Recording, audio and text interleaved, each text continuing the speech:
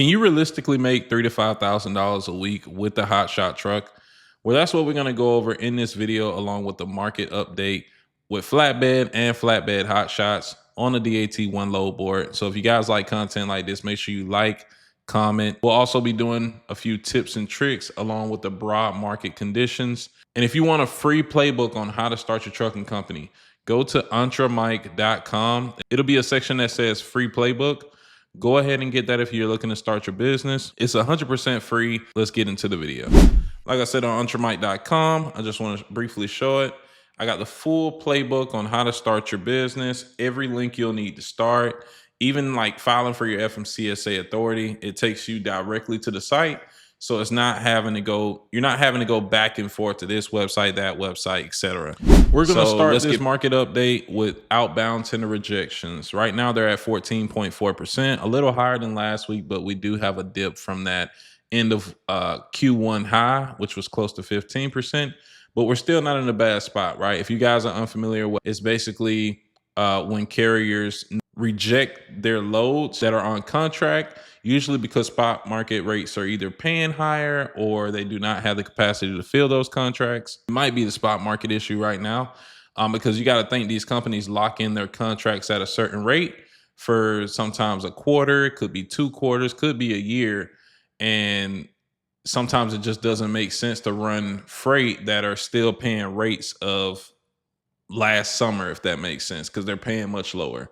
But we are starting to see contract rates pick up on the load boards along with the spot rate. So it's going to be interesting to see how the next 2 quarters look. We got the national truckload index for flatbed. We're at 396 a mile. So we actually cracked $4 a mile 2 weeks ago. And I think we're going to end up going back over it. If this is just another, peak before we go even higher, it'll be crazy. We could possibly break a record.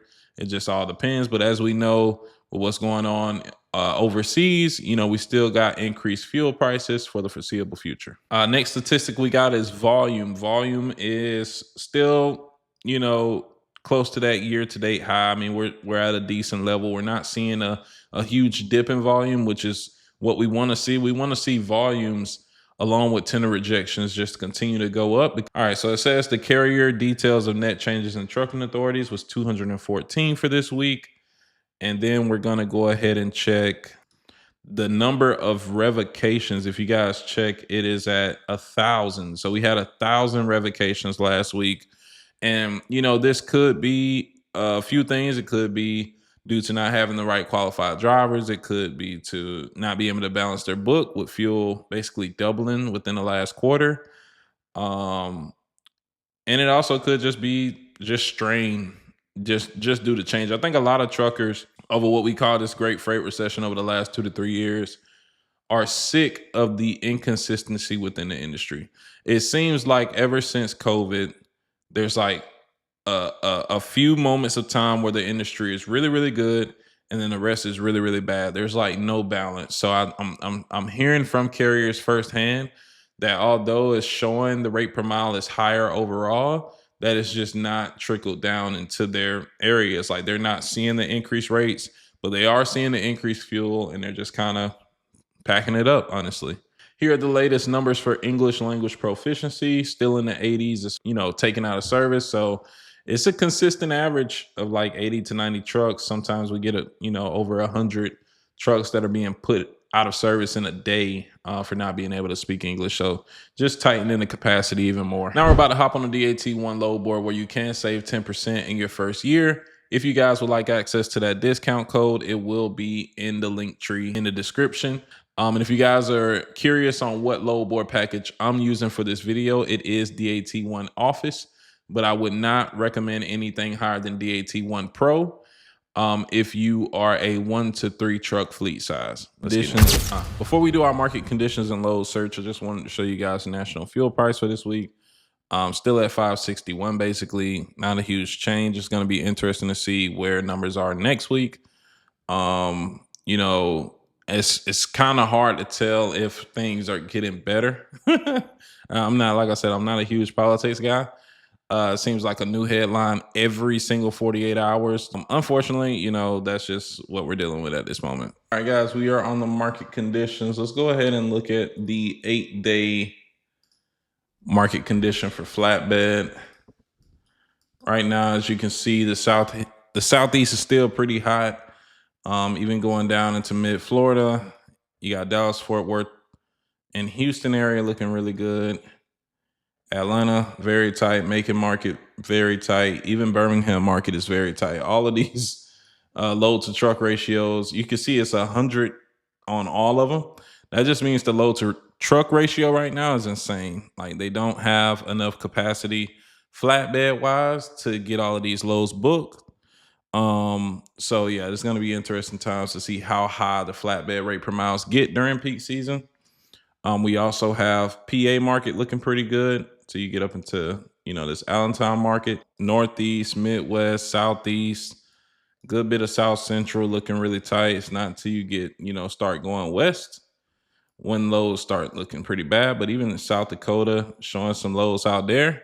But if you are doing LTL like Hotshot, I would still, just say don't go out there unless you got maybe a CDL and you can haul some heavier equipment.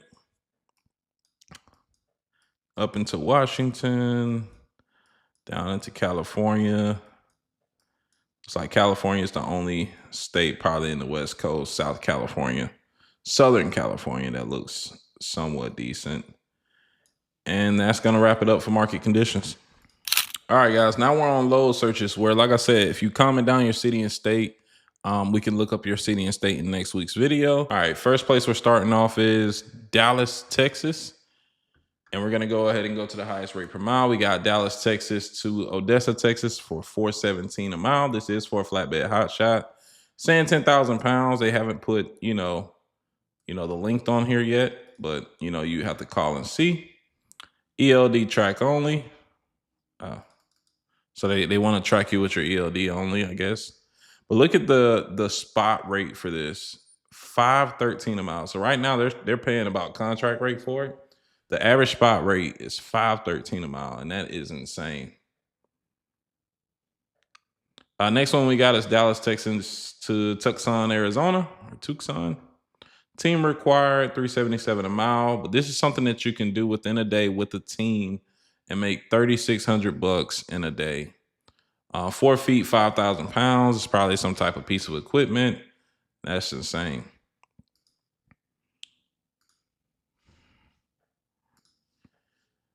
We got Mesquite, Texas to Tulsa, Oklahoma.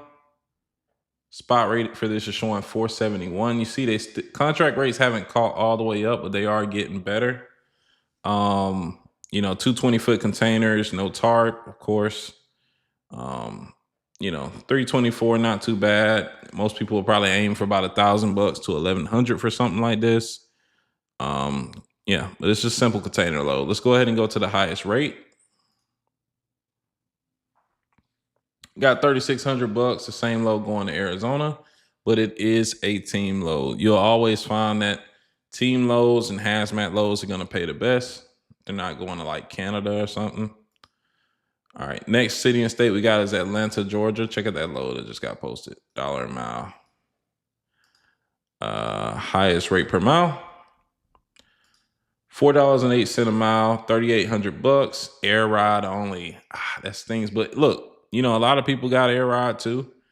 That $5,000 to $10,000 extra that you pay on air ride could be worth it. Just kind of depends on your budget and what you want to deal with once you get out there. But $4 a mile for this load going to Texas is really solid. As long as there's nothing crazy about this load, like 8-foot drop tarps or it's OD, like this is a really solid load. Next one we got, it's the same one, Calhoun to Johnson City, Tennessee. No tarps required, 30 feet, 9,700 pounds. Solid load, $3.19 a mile. You can do this in literally 4 hours. Probably take maybe an hour or two to load. So really solid. $1,200 to go to Memphis. No tarp, 40 feet. 9,800 pounds. As you guys can see, this load is with TQL, and they'll work with you on the first day as long as you got valid insurance and active MC number. So, those are the loads that you're looking at as a new authority. Highest rate, $5,000 to go to Arizona. Very solid rate per mile, but it's 10 feet 3 inches tall. I think that's really close to I think 10 feet 6 inches for most trailers. Don't quote me on that. Is how high you can be without being like over dimensional. So 10 foot 3 inches. I mean, it's a decent rate, right? But you got to think, once you go into the West Coast with them winds, like you're gonna be getting like 4 miles per gallon. Like it's gonna be terrible. So you for sure need more with how high fuel is now, more of a rate per mile than 293 to get that done. We got Cartersville, Georgia going to San Francisco, 2,400 miles or 2,500 miles basically for $4,700, $1.90. Probably just a regular degular load, 40 feet, 8,000 pounds. And I want you guys to pay attention to how many 40 feet loads are posted. This is for my guys who want to go get a 28 plus 5, a 31 plus 5, right? I started off with a 31 plus 5 and 21. You want to make sure you get that 40-foot trailer. You get access to so many more loads, and you never want to be unprepared. Oh, shoot. Stuck. My bad. All right, next location we got is Miami, Florida. It's only 18 results on here, so let's keep it 21 results, but it's not a lot. Highest rate per mile is $1.82. Keep that in mind. It's $1.82, the highest rate per mile. Highest rate is $2,400 to go to California. We're gonna go ahead and move on. Got Chicago, ton of loads here. Ton of loads being posted too. If you guys pay attention to the green, and I also want to say this, I always like to teach something. When you're new and you're starting off, you're not going to be just going to the highest rate per mile or highest rate. You're going to stick on the age, right? Because you probably want to go a certain direction. If I'm in Chicago, let's say I want to load going to the Southeast, I'm going to just, scroll through what's being posted now. Maybe updating this, waiting for loads to post as I go, which they will automatically post, but sometimes refreshing can help. That's a pretty nice load. You see how these loads are just popping up? You want to make sure you're doing that. But for now, a lot of people are just interested in how much they're paying. So we're going to go to the highest rate per miles listed. This is incorrect. So for a 40-foot flatbed Hotshot, we got 40 feet, 8,500 pounds, $4.15 a mile tracking required, fifth wheel freight, PPE required, so your protective gear, trailer 38 inches or lower, 10-2 straps required. So this is somewhat of an OD load. Then you see right here how they're basically saying your trailer has to be 38 inches or lower. I think the standard is like 36 to 38. Like I said, you want to check your trailer before taking me on that, but it just depends. There are also some low profile trailers you can buy that can benefit you for taller loads. We got Illinois to Wisconsin. Please call for more information, of course. Got a reference ID. If you call, make sure you give them the reference ID. Every brokerage is different. You got $1,200 though on 289 miles, $4.15 a mile. Let's go to the highest rate coming out of Chicago. $2,600 just going to Oregon, so it's not like a ton on here. And the rate per mile is not that good either. We got $334 to go to North Dakota, 748 miles for $2,500. High cube storage containers, at least they got the commodity and the contact information. All right, let's go ahead and go to Philadelphia, PA. Ton of loads out here, 585 results.